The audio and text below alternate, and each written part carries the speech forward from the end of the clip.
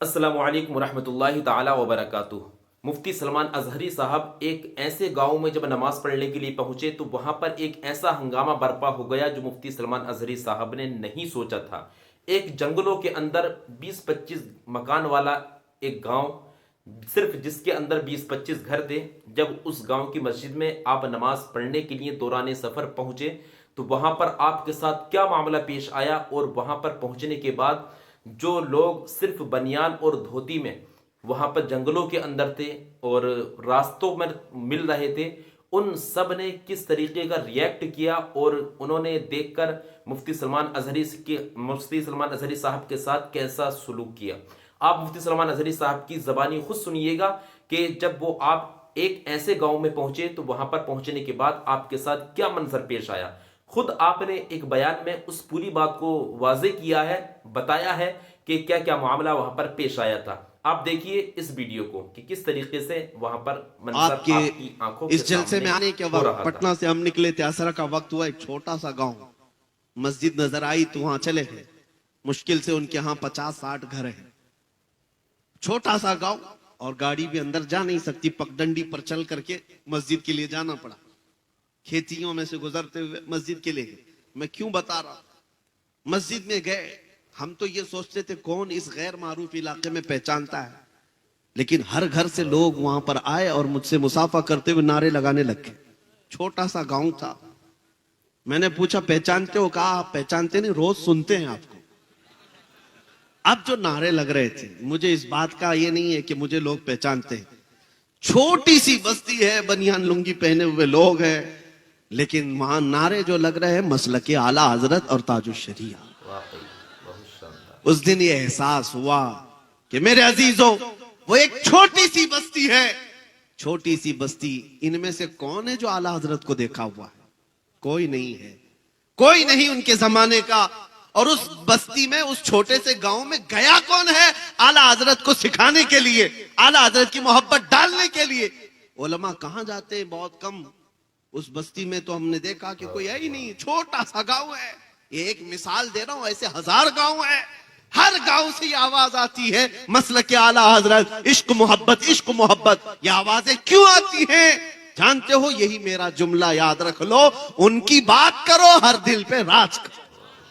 आला हजरत अपने घर का कसीदा नहीं पढ़ते थे, अपने बाप दादाओं की तारीफ नहीं करते। जिंदगी में जब कलम उठाया है, मेरे मुस्तफा की शान बयान की है।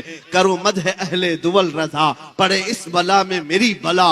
मैं गदा हूं अपने करीम का, मेरा दीन पारे ना नहीं। उस आला हजरत ने जब कलम उठाया था, बारगाह मुस्तफा में यूं कहा था, सरवर कहूं कि मालिक व मौला कहूं तुझे, बागे खलील का गुले ज़ैबा कहूं तुझे, तेरे तो वस ऐबे तनाही से हैं बरी, हैरा हूं मेरे शाह मैं क्या क्या कहूं तुझे। अहमद रजा ने जब हुजूर पाक की शान में इतनी बातें अर्ज की, तो हकीकत बात यह है, अल्लाह करीम फिर तारीफ करने वालों के न नाम को मरने देता है, न कलाम को मरने देता है।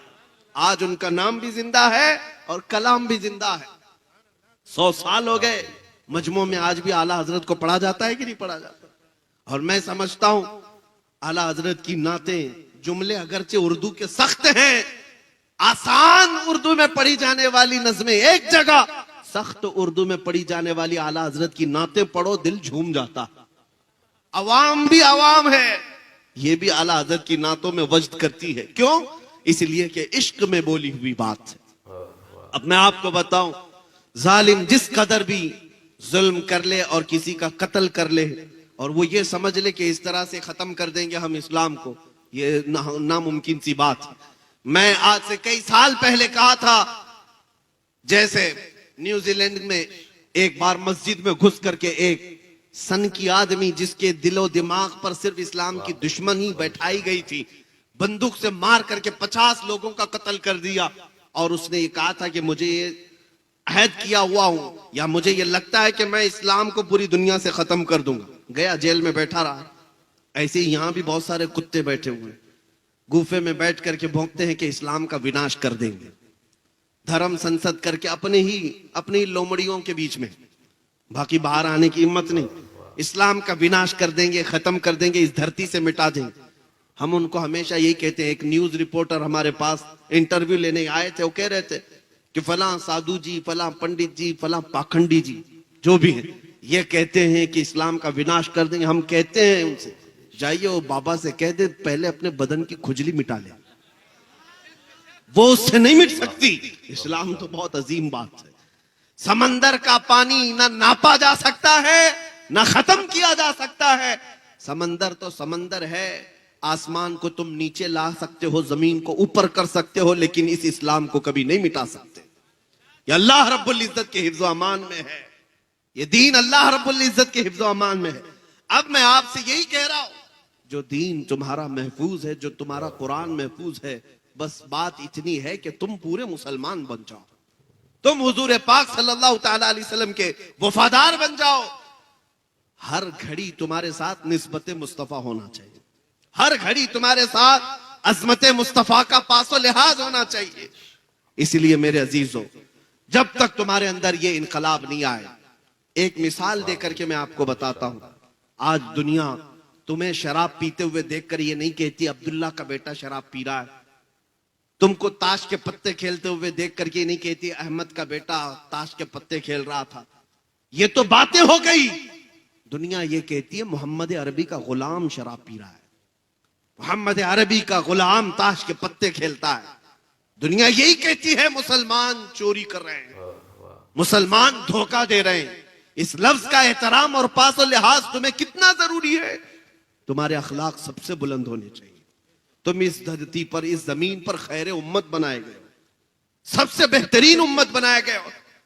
तुम अगर दिन भर गाने सुनते हुए नाचते हुए गुजारोगे तो तुम्हारे दिलों में निफाक ही तो पैदा होगा। मुहद्दिसीन फरमाते हैं जो कसरत से गाने सुनता है वो मुनाफिकत की तरफ जाता है, उसके दिल में कुफ्र आने लगता है। और एक रिवायत ये है जो कसरत से गाने सुनता है वो जिना की तरफ जाता है। ये बेहयाइयां और बदकारियां यूं ही नहीं आती।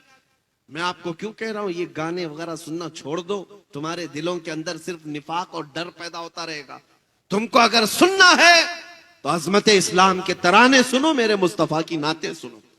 दिल में ईमान रोशन होता है, दिल के अंदर मजबूती आती है, और तुम इस तरह बुज़दिली की जिंदगी नहीं गुजारोगे। तुम जमे हुए पहाड़ों की तरह बन जाओगे। आज पास और लिहाज करना भी छोड़ दिया है मुसलमानों ने, जिसकी वजह से लोग तुम्हें तख्ते मश्क बनाए हुए हैं। इनको पता है ये हैं करोड़ों की तादाद में, लेकिन इनकी तरफ से अब जवाब नहीं आएगा। इसीलिए देखो, जिसको चाहे जंगल राज में शूट करके मार दिया जाता है।